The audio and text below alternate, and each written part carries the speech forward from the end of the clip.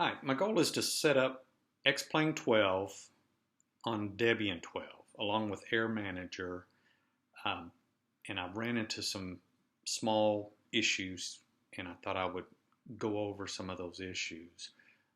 Today we're just talking rudder pedals. I ran into rudder pedals today.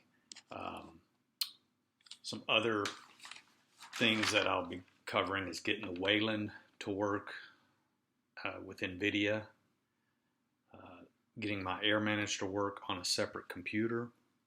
I did have a bit of a hassle with that, simple, but still wasted half a day trying to figure out how to do that. Also set up auto launching on the second computer, so when I launch X-Plane 12, it should just automatically launch the Air Manager, even turn the computer on and everything for you. But the problem I ran into that I want to talk about first are the rudder pedals. First of all, it didn't recognize them. X-Plane 12 didn't recognize them on Debian 12. And then when I finally finagled it to believe that they're there and working, they were really wonky. And I was very frustrated, and I wanted to thank the guy from Dixieland Farm, dixielandfarm.com. He also has a YouTube channel, Dixieland Farm, not Dixieland Farms. I contacted him and he said, look, when you're doing your search, add UDEV rules. And that was all that it took. I mean, it brought up the very first thing, which is an X-Plane article that has a couple of sub-articles in it that explains the UDEV rules to you. And I did my best to glean what I needed to out of that article. But the short of it is you need to edit rules, UDEV rules, and that's located in your Etsy UDEV rules.d folder. And it's just a matter of making a rule that contains the product and vendor ID of whatever your device, and it changed it worked great. And just to safeguard, I went ahead and did the yoke and the throttle also, and also have a radio panel. So I just made rules for all of them, and I did notice my throttle was also acting really strange, that I couldn't pinpoint, and that's what it was most likely.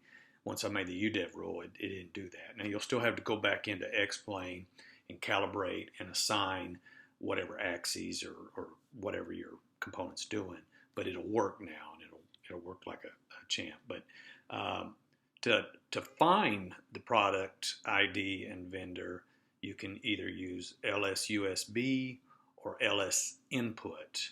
Now, the LS input was not installed on my computer, so I had to install input utils to get that to work. And then I was able to identify the product and vendor ID.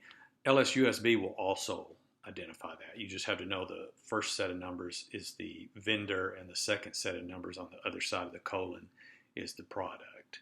And then you'll add that to a rule. And but you're going to make a file. I would recommend you make a file for each rule. That way it's easier to turn them on, turn them off, delete them, change them, and remember what they are. Inside the rule, it's going to look something like this. And you're going to replace the product ID in quotes, and you're going to replace the vendor ID in quotes with your own, whatever your device is. If you happen to have the same device, then it will most likely have the same numbers. The only caveat is if for some reason you got multiple, I don't know, say you have two yokes, two sets of rudder pedals, you're going to have to add an additional rule to identify it by like a serial number or a unique ID number, so that way they can both, most likely, possibly. But this is what I did for mine. It seems to work great. install updates now. And then once you set up your rule, make sure you save it and reboot your computer, because it didn't work right away. Once I made the rule, I had to reboot it. You can also hit some other command. I think it's called udev admin, and you can force it, but it's just easier to reboot. That way, you know it gathers everything up and does everything correctly, and then you just use it, and it worked great. So anyway, wanted to get this out there, get this information out there, and I plan on trying to come back and explain what I did for Wayland. Not very complicated. Just followed the guide, but that's all I did is I went to the guide on Debian. Debian's got a good guide. Follow the whole guide. Maybe I don't need to make a video. I'm telling you right here. Also, the Air Manager. It wouldn't work on the second computer because it was missing certain applications being installed. If you use the script that comes with Air Manager, it loads all that.